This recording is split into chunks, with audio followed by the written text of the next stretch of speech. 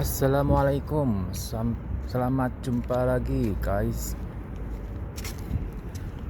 Terima kasih bagi kalian yang selalu setia bersama saya. Saya mohon takkan pernah bosan bersama saya dan terus dukung saya. Dan bagi yang baru bergabung, selamat menikmati tontonan ini. Tidak ada yang spesial dari tontonan ini, namun saya membuat ini semua dimulai dari itikad untuk saya sendiri pribadi, dan kebetulan YouTube itu bisa dimanfaatkan untuk menyimpan memori-memori video, pengalaman-pengalaman, ataupun apapun yang ingin kita simpan. Karenanya saya manfaatkan guys. Bagi kalian yang menyukainya, silahkan menikmatinya, karena ini semua gratis ketika Anda mendapatkan kuota internet, betul? Bagi yang tidak menyenangi, itu hak kalian. Di sini saya sampaikan mengapa saya membuat ini semua. Yang kedua, juga bisa membuat anak-anak saya, keluarga saya mengetahui kehidupan saya yang jauh dari negeri Indonesia. Di sini saya berjuang demi masa depan saya dan keluarga. Sekarang saya masih diberi kesempatan untuk bekerja di sini, di negeri Kuwait. Saya sadar suatu saat nanti saya tidak lagi di sini. Karenanya saya melakukan semua ini sebagai memori untuk masa depan. Oke guys, mari kita mulai. Kali ini saya akan mengajak kalian menuju sebuah masjid yang menurut saya arsitekturnya itu menarik sekali, cukup indah. Karenanya saya tertarik untuk membuat mengabadikannya. Saya insya Allah tidak berniat macam-macam, ingin pamer ria ataupun apa dalam beribadah, tidak. Tapi semata-mata seperti yang saya sebutkan tadi,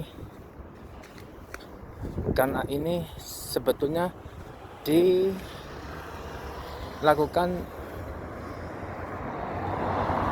untuk memori saja. Karena kalau aku menyimpan di kartu memori berkali-kali pasti beli lagi. Kalau aku menyimpannya di HP cepat penuh. Komputer juga nggak praktis ya, nggak bisa dinyalain setiap waktu, atau laptop juga. Jadi selama ada YouTube yang menyimpannya gratis, why not? Kenapa tidak kita memanfaatkannya? Ya oke. Sekali lagi saya tidak ingin pamer apa yang sedang saya lakukan, tapi semata-mata hanya itu. Terima kasih bagi kalian yang mendukung video ini. Ya, saya akan mulai bercerita. Di situ tempat tinggal saya, asrama. Kira-kira jaraknya itu ada 1 kilometer lebih ke masjid yang akan saya tuju. Ini waktu menunjukkan pukul 10:30 siang ya, udah nggak pagi lagi. Karena saya jalan kaki guys, di negeri gurun pasir, karena saya harus menyediakan waktu sehingga saya tidak terlalu capek ya.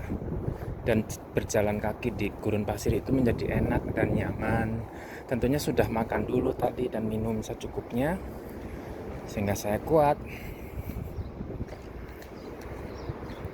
Kebetulan suhu saat ini itu maksimal 39 apa ya, 39 derajat Celcius atau 33 atau 35, masih di bawah 40 derajat guys. Jadi belum terlalu panas bagi saya. Bayangkan guys, bisa nggak maksimal terpanas di negeri Kuwait itu kadang menembus di atas angka 50 berapa ya, 59 apa ya, atau 40, kayaknya sempat 50. Sebetulnya sharing bagaimana manusia hidup di Kuwait yang sebetulnya juga memiliki suhu panas dan panas sekali. Tapi alhamdulillah di sini kami mampu untuk hidup dengan ruangan ber-AC, kendaraan pun ber-AC, sehingga kalau harus keluar rumah tidak terlalu panas seperti itu. Alhamdulillah, berkah dari Allah Subhanahu wa Ta'ala yang Maha Pemurah rezeki, Maha memberi rahmat. Negeri gurun pasir ini juga menjadi layak untuk tinggal, dengan tanda kutip ya guys. Dalam arti manusia bisa tinggal di sini gitu. Jadi mereka itu menjual minyak awal-awalnya sampai akhirnya memiliki mata uang negara yang bernama dinar dan menjadi mata uang terbesar nilai kursnya dibandingkan dengan negara lainnya di dunia ini. Mata uang yang terbesar nilai kursnya. Saat ini 1 dinar itu setara dengan 47.700 rupiah, bayangkan guys. Doain aku ya yang baik-baik, menjadi orang yang cukup lah untuk hidup setelah aku tidak bekerja lagi di Kuwait. Amin ya Allah. Nah itu dia guys, masjidnya udah dekat, tinggal kira-kira 100 meter lagi ya, apa ya, kurang. Ini menurut cerita banyak orang, masjid ini miniatur dari masjid yang ada di Turki guys, yang bernama Masjid Hegemonia Hegemonia. Ya persis mengikuti masjid sana, miniatur ya, tidak persis sih, serupa tapi tak sama. Terutama atap masjidnya itu berwarnakan emas dan berbentuk seperti istana-istana ala Eropa begitulah, namun bernuansa Islami karena ada itu yang khasnya itu karena ada bulan sabit di atasnya, itu ciri khas Islam. Di dalamnya lebih indah guys, subhanallah, tabarakallah, masya Allah. Itu perpaduan antara kaligrafi dengan warna pada keramiknya ataupun kacanya. Jadi kalau siang hari itu makin indah dari dalam guys. Namun sayangnya saya nggak begitu bebas dalam mengeksplor lewat video ya. Mungkin nanti saya akan taruh kamera sembunyi-sembunyi di saku baju saya. Ya semoga kedepannya saya bisa beli kamera yang lebih canggih guys. Jadi seperti ballpoint atau apapun itu, ketika orang melihatnya tidak tahu kalau saya sedang merekam. Ya amin. Intinya saya suka melakukan ini karena hobi aja sih guys. Kalau hobinya nanti mendatangkan income, omset, ya alhamdulillah. Seenggaknya aku bisa menyimpannya sebagai memori untuk bisa diceritakan, ditonton kepada keluargaku, untuk anak-anakku, istriku, dan diri saya sendiri. Karenanya bagi kalian yang suka dengan video ini, mohon subscribe. Terima kasih banyak atas dukungannya, sehingga saya bisa mencapai goal. Aduh, saya jadi curhat nih.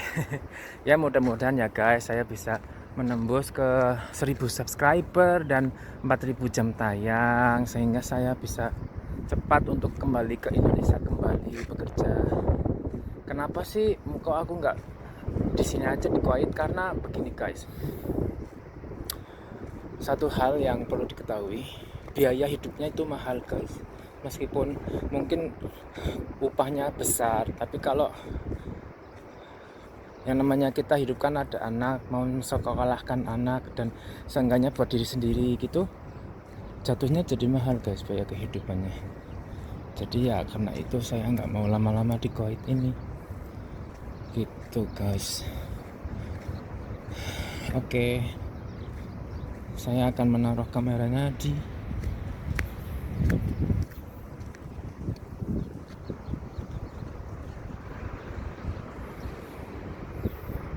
semoga sudah dibuka masjidnya.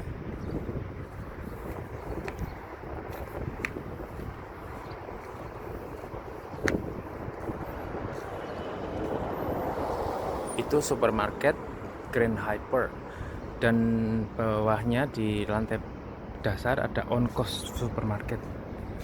Yang lainnya toko-toko baju, mainan. Mungkin saya akan coba keliling masjid dulu di luaran. Itu rumput buatan guys, sintetik, nggak hidup.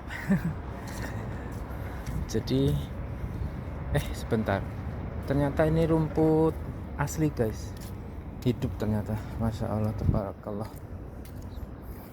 Jadi ini salah satu, bisa boleh nggak ya, ini bisa menjadi salah satu tanda akhir zaman, karena di negeri gurun pasir pun tumbuh rumput-rumputan dan pohon-pohonan. Dengan air, dengan diairi, ya tumbuh juga tanaman seperti ini, dirawat. Jadi air yang didatangkan itu dari pasokan tiap hari di drop melalui truk, tangki-tangki air guys. Terus mereka seringnya membuat saluran air seperti ini dari selang, dan selangnya itu ditanam di dalam tanah sehingga tinggal diputar dari sumbernya, terus air akan mengalir ke berbagai arah. Jadi mereka cukup mempekerjakan satu orang untuk mengairi tanaman gitu, termasuk pohon kurmanya dan pohon-pohon lainnya yang diairi. Dan kabel-kabel di Kuwait itu ditanam di dalam tanah guys, tidak ada kabel yang ada di atas tanah kecuali kabel-kabel pusat ya. Tuh lihat, tidak ada kabel yang berserakan di atas tanah. Apakah nggak ada tikus? Ada, namun tikus itu pun nggak doyan dengan pipa-pipa atau kabel-kabel di dalam tanah. Nggak tahu mereka doyannya apa guys. Jadi ingat tikus-tikus kota yang korupsi. Di Kuwait juga tikus-tikusnya entah korupsi apa nggak tahu. Ini lampu berlistrik, ada di dalam tanah juga. Pokoknya kalau dipandang ini menakjubkan gitulah, bikin orang melongo ataupun bilang, oh wih, kayak gitu, masya Allah, pantas ditiru. Namun nggak tahu berapa biaya yang harus diperlukan ya untuk memfasilitasi semua ini. Aku sangat suka dengan model lampu ini, aku suka. Nah ini masjid khusus perempuan guys. Jadi di negeri Arab itu musola ataupun masjid selalu terpisah antara harim dan harim itu maksudnya perempuan dan laki-laki. Oh saya lupa video atasnya guys. Ini dari sisi sebelah kiri kiblat. Kiblat itu selalu menghadap pokoknya sebelah kiri kiblat ya, karena kiblat itu berbeda-beda tergantung dari negara masing-masing. Kalau di Kuwait menghadap ke Saudinya itu kan cenderung posisinya itu menghadap ke selatan, ke barat daya, karena Kuwait berada di timur lautnya Saudi Arabia sepertinya, kira-kira lah. Jadi ini kiblatnya menghadap ke barat daya. Kalau Indonesia kan menghadapnya ke barat laut. Nah posisi musola perempuannya ini ada di sebelah kiri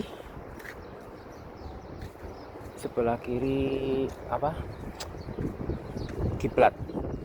Belakangnya langsung, ini belakangnya ada berapa kubah ya, pilar, ada 4 pilar guys masjidnya. Dan kubahnya di belakang ada 3 kubah di pintu paling belakang, dan ada 1 kubah, ada 3 kubah juga di pintu berikutnya, dibuka di sisi berikutnya. Ini 3 kubah kecil di pintu belakang, pintu masuk. Pintu masuknya pun ada 3 pintu, 1, 2, 3. Yang sana itu nggak tahu buat masuk ke ruang mana ya. Pokoknya pintu utama di belakang ada 3 pintu.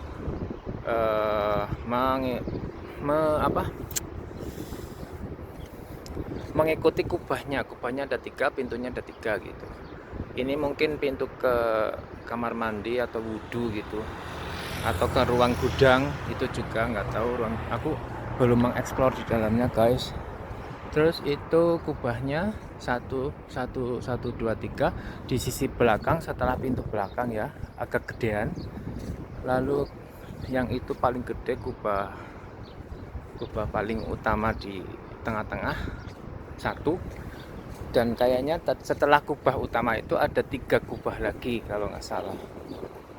Ya seperti itu. Oh ternyata ada kubah lagi yang kecil-kecil guys. Itu ya udah, demi kalian ya, makanya tolong dukung channel saya, subscribe seenggaknya, kasih like lebih bagus, bahkan komen yang bagus saya kasih jempol banget.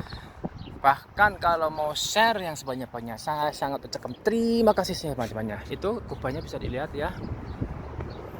Jadi oke, saya hitung kembali. 1, kita katakan yang kubah yang paling tengah itu sebagai penentu ya. Jadi dari kubah utama ke belakang ada berapa? 1, kita hitung sama-sama. 1, 2, 3, 4, 5, 6, 7. Kemudian di sisi kanannya, sebentar, itu yang kecil-kecil ya, hitung sekalian ya. Ulangi ya. 1, 2, 3, 4, 5, 6, 7, 8, 9. 9 di sisi kanannya.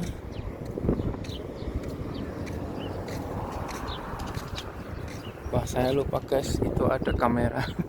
Berarti mereka ngerti kalau aku lagi ngeliatin masjid ini. Mudah-mudahan aman.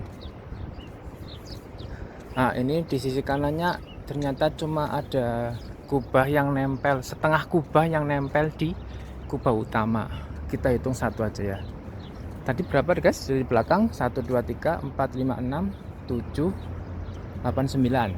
Oke, dari sisi kanan 10. Ya ternyata cuma 10 kubah. 10 kubah. Dari kanan ternyata cuma 1. Berarti sebelah kiri pun 1. Dan yang sebelah depan saya lihat sekali lagi. Yang sebelah depan berapa tadi? 1, 2, 3, 4, 5, 6, 7, 8, 9, 10. 9 di belakang, 1 di kanan, jadi 10.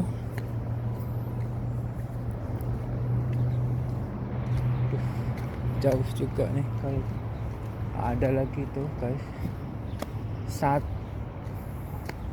Nggak apa-apa lah, jauh dikit jalan.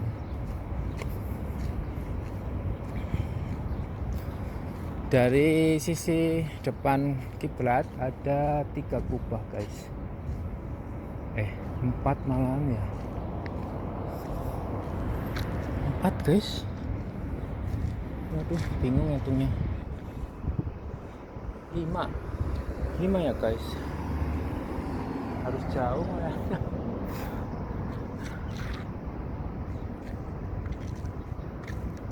Kayaknya aku bisa mikir deh.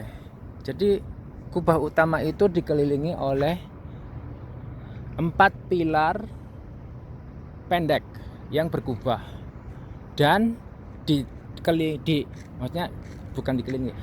Kubah utama didempetin oleh 4 pilar pendek berkubah kecil. Ini 1, 2, 3, 4. Terus didempeti oleh kubah medium itu yang setengah doang, 4 juga. Nah, terus dikelilingi oleh 4 pilar tinggi berkubah lancip ini.